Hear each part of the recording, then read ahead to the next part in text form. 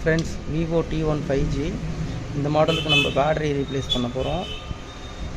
Mobile சம்மந்தமாக learn பண்ணிக்கணும்னு நினைக்கிறவங்களுக்காக தான் இந்த வீடியோ. ஸோ இப்போ இந்த பேட்டரி புதுசாக எப்படி இன்ஸ்டால் பண்ணுறதுன்னு பார்க்குறோம். ஒரு டபுள் சைட் டேப் எடுத்துங்க. இந்த டேப்பை வந்து இந்த மாதிரி ப்ராப்பராக இன்ஸ்டால் பண்ணிவிடுங்க. இந்த மாதிரி வரும் டேப்பு. இதை இன்ஸ்டால் பண்ணிவிட்டு தென் வந்து பார்த்தீங்கன்னா இந்த ஸ்டிக்கரை பீல் அப் பண்ணிட்டு நீங்கள் இந்த பேட்டரியை வந்து டைரெக்டாக அதில் ஃபிக்ஸ் பண்ண போகிறீங்க. இப்போ வந்து நம்ம இந்த பேட்டரியை வந்து இதில் ஃபிட் பண்ணிடலாம்.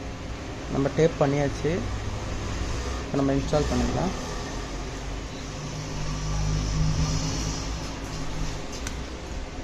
அவ்வளோதான். இதை வச்சு நம்ம இப்படி ஃபிக்ஸ் பண்ணிட்டாலே ஓகே.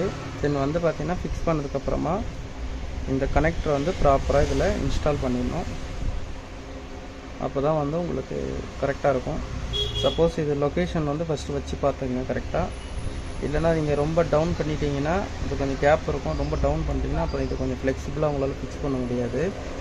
அதனால தான் சொல்கிறேன். இந்த சின்ன சின்ன இன்ஃபர்மேஷனை நீங்கள் கரெக்டாக ஃபாலோ பண்ணிங்கன்னா நீங்களும் வந்து பர்ஃபெக்டாக இதை ஃபிக்ஸ் பண்ணிட முடியும். இப்போ நம்ம பேட்டரி ஃபிக்ஸ் பண்ணியாச்சு. இப்போ மொபைல் ஆன் ஆகுதுன்னு செக் பண்ணிடலாம்.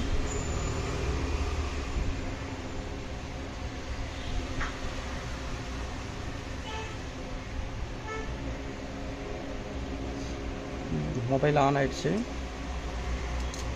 பேட்டரி நம்ம கரெக்டாக ஃபிக்ஸ் பண்ணிட்டோம். டிஸ்பிளேயும் கரெக்டாக ஃபிட் பண்ணிட்டோம்.